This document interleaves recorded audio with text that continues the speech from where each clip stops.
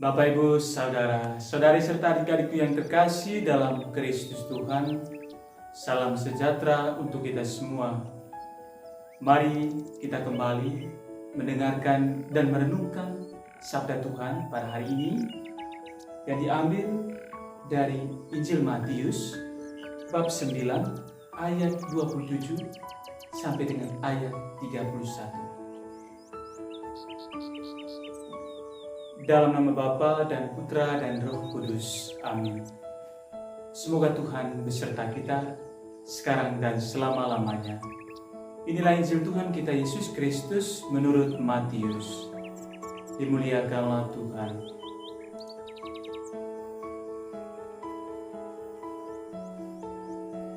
Sekali peristiwa, ada dua orang buta mengikuti Yesus sambil berseru-seru, "Kasihanilah kami, hai anak Daud." Setelah Yesus masuk ke dalam sebuah rumah, datanglah kedua orang buta itu kepadanya. Yesus berkata kepada mereka, "Percayakah kalian bahwa aku dapat melakukannya?" Mereka menjawab, "Ya Tuhan, kami percaya." Lalu Yesus menjamah mata mereka sambil berkata, "Terjadilah padamu menurut imanmu." Maka meleklah mata mereka. Lalu dengan tegas Yesus berpesan kepada mereka, "Jagalah, jangan seorang pun mengetahui hal ini." Tetapi mereka keluar dan memasukkan Yesus ke seluruh daerah itu. Demikianlah Injil Tuhan. Terpujilah Kristus. Bapak, Ibu, Saudara, Saudari, serta adik-adikku yang terkasih dalam Kristus Tuhan. Injil pada hari ini melukiskan kepada kita pengalaman dua orang buta yang memohon pertolongan dari Tuhan Yesus.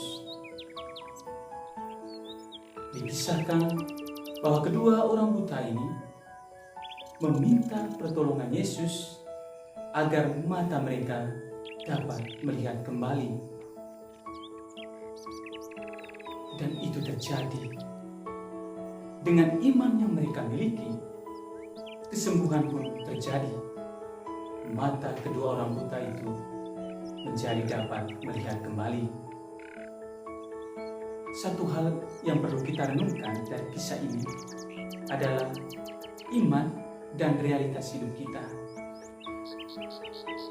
Bahwa kedua orang buta itu menyadari kerapuhan diri mereka dan penderitaan hidup mereka, dan kemudian punya iman yang kuat dan yakin bahwa Yesus sendiri dapat menolong dan menyembuhkan mereka.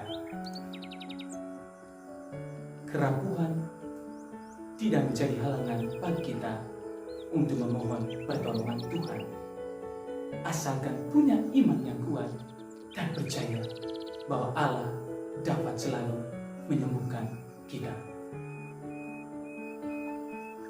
Bapak, Ibu, Saudara-saudari, serta adik-adikku yang terkasih dalam Kristus Tuhan. Lebih dari sekedar penyembuhan fisik, Yesus menegaskan kepada kita bahwa jiwa kita pun harus disembuhkan. Mungkin saja kita tidak sedang buta secara fisik, tetapi mata hati kita lah yang sedang buta. Dan itu yang menjadi titik tolak penyembuhan kita. Mengapa demikian? Karena saat ini yang paling besar terjadi adalah mata hati kita sedang buta. Buta untuk melihat keagungan Tuhan, buta untuk melihat realitas di sekitar kita. Di mana-mana terjadi kebencian, keegoisan, kesombongan, keangkuhan, kebanggaan.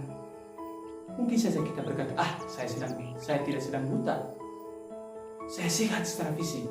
Tetapi ingat, mata hati kita yang justru sedang buta.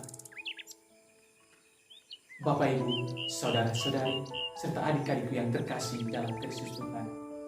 Di masa Advent ini, mari kita merenung kembali bagaimana kita hidup. menghayati iman kita.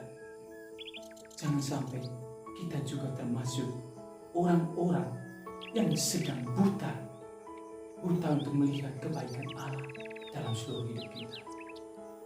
Semoga masa penantian ini menjadi kesempatan bagi kita bahwa sudah saatnya kita disembuhkan dari mata hati kita yang sedang buta. Semoga Allah Sang Juru Selamat kita yang sebentar lagi akan datang menjelma menjadi manusia sungguh-sungguh dapat menjadi pelindung bagi kita yang sedang buta ini.